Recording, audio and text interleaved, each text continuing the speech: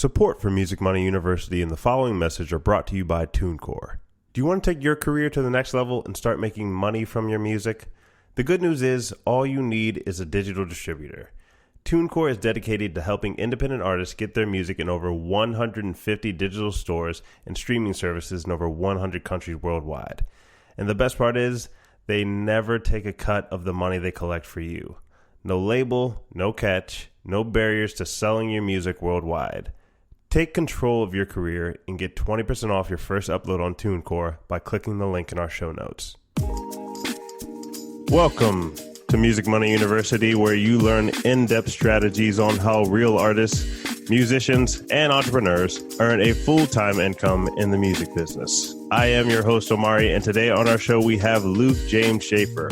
Luke's congenial, easy-spirited musicality traverses alternative Americana, folk pop, soul, and the intimate singer-songwriter genre. In July 2018, Luke released his EP, Volume 1, which reached number 7 on the iTunes singer-songwriter charts. Luke's song Siren also received runner-up in the AAA/alternative genre in the International Acoustic Music Awards in 2019. He co-writes with dozens of artists in the DMV area and also internationally, reaching as far as Amsterdam, where he worked with an EDM duo on a song that was released in August. When Luke is not writing, he is gigging, which is where the majority of his income is comprised. He is based in DC, but has played gigs from Canada to Cancun to Italy to California. As a philanthropist, Luke was able to team up with the Global Mental Health Alliance on his song We're All a Little Crazy, which reached the top 50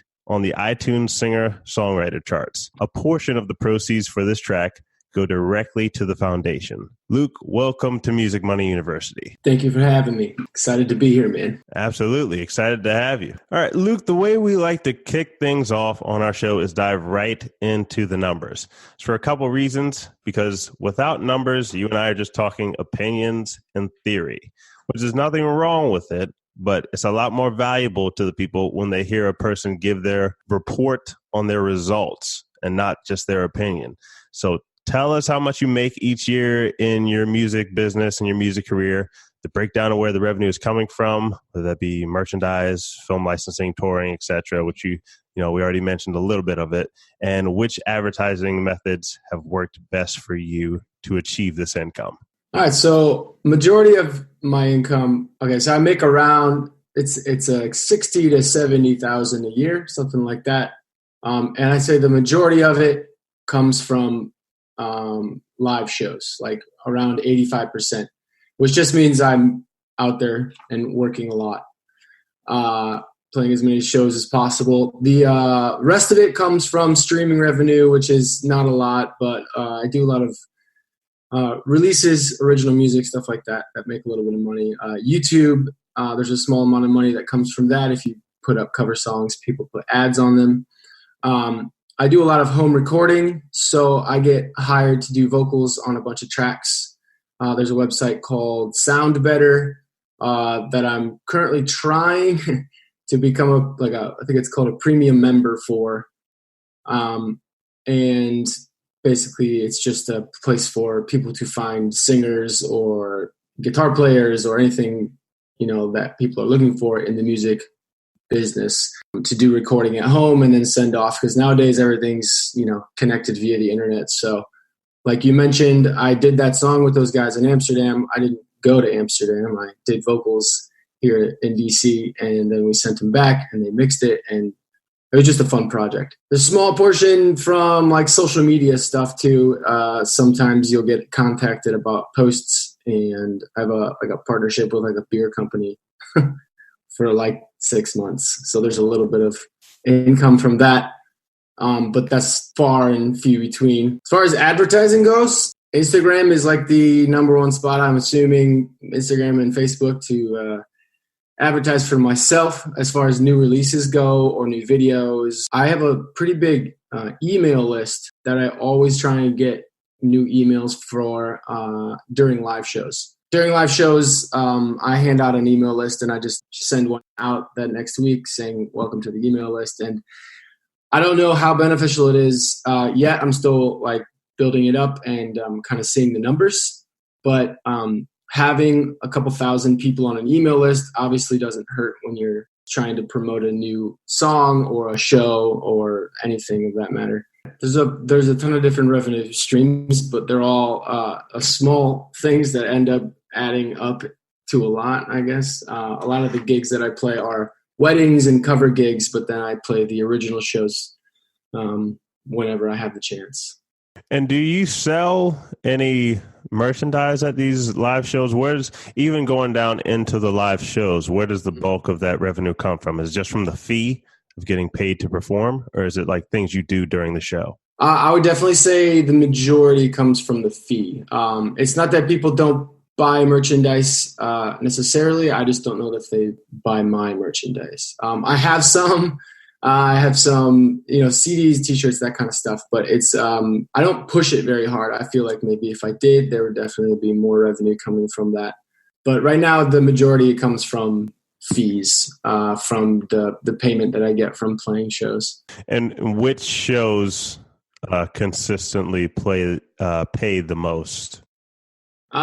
Weddings definitely play the highest amount. I work with an agency where we book weddings all over the country. I'm in DC, but I played a wedding up in New York on Saturday. Played with a band from Chicago, and I just subbed in as a singer. So just kind of look at the draw. If you get hired, you don't get hired. It's good money to play weddings because, and I don't know, but I think everybody is aware that weddings end up, I think it's like a 3 times a normal fee, right? For weddings, people charge. Yeah, sounds about right. If you like hired somebody to do flowers, right, for any sort of event, it costs what, like $200, say. And then if you ask them to do weddings for flowers for a wedding, I'm sure it would cost $600 for the exact same thing, just because people know that they need that stuff at a wedding. So I'm a big advocate for playing at weddings because it pays really well and it's always a fun time. So that's definitely where the majority comes from. Weddings, and I'd say corporate events, because parties have like large budgets and it's all thrown into kind of a pile. And so the planner is the one who kind of knows what the band's getting paid, but the corporate client doesn't necessarily know. And so you end up having larger budgets for that kind of stuff. And at the corporate events, do they tip at all, or is that just a flat fee and you're just playing? I definitely don't get tipped at corporate events. Weddings, you'll get tipped at the end of the night sometimes. Not always, but if the host is feeling generous, then yeah, you'll get a little tip. As far as, you mean tips like people putting money in my guitar case? However you did it, if it was at weddings or... Yeah. No, tips usually come at the end of the wedding. If there's a tip, it'll come at the end of the wedding. Corporate events, it's always just that flat fee that gets paid, and it's never the same amount, so it's kind of hard to gauge that one. But it's usually a little bit better than like a normal bar gig. And then tipping-wise, you get tips at bars. You get tips playing smaller gigs, but usually at these bigger ones, it's taboo. Right. Yeah. So you also mentioned Sound Better. Mm-hmm. I don't think I personally, maybe I did hear about it, but it's not coming to my recollection. So Sound Better, essentially, it's like a Fiverr sort of deal, but it's just for... Yeah, it's essentially...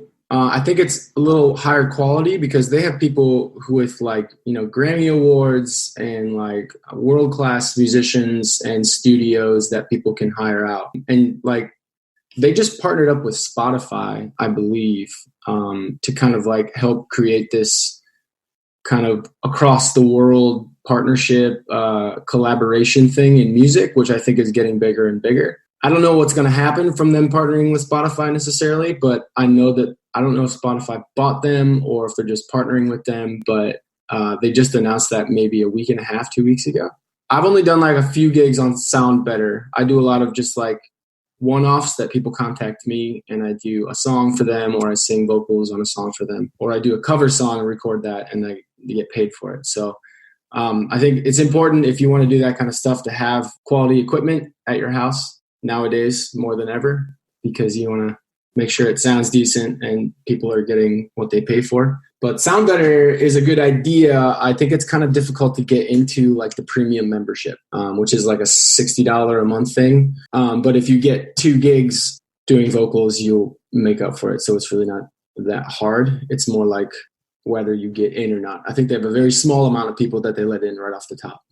Okay. So yeah, it's like the pro gigs on Friday. There's similar setups, but this is more tailored. Yeah, I think it's a little pricier too. Okay. Right. Yeah. Okay, cool. So how long did you say you've been doing music full time? Music full time, about 8 or 9 years. Okay. So it's been a minute. Yeah, I've been doing it for a little while. I only recently kind of got into doing the recordings at home. And like, it's funny, the longer you're in the music industry, kind of, the more you find out these little things that can make you decent money on the side. It's good to hear about them, right? So at what point in your journey, 8 or 9 years ago, like at what point did you just decide to go full time? What were you doing before that? So I was waiting tables. It wasn't a super difficult decision. Okay. Yeah, I went to college. I graduated. I haven't used my bachelor's degree at all. Was waiting tables at like an Italian place, and I got my first regular weekly gig offer. And so I'm like, well, if I could do this and then book a couple other ones, I think I could make this money, the same money I'm making waiting tables. So like, why not go for it and have more free time to focus on music? And so, yeah, ever since then, I've been music full time. It was probably 8 years ago. So let's go a little bit even further back in your story. So now that we talked about the revenue numbers, yeah, we know you're working full time in the business, but like it all had to start somewhere. So how did you first get started with music? Grew up, my mom was, a singer. I have 4 brothers. They all sang. We didn't sing in a band or anything, but like my mom was always in musicals and stuff. So it was like around.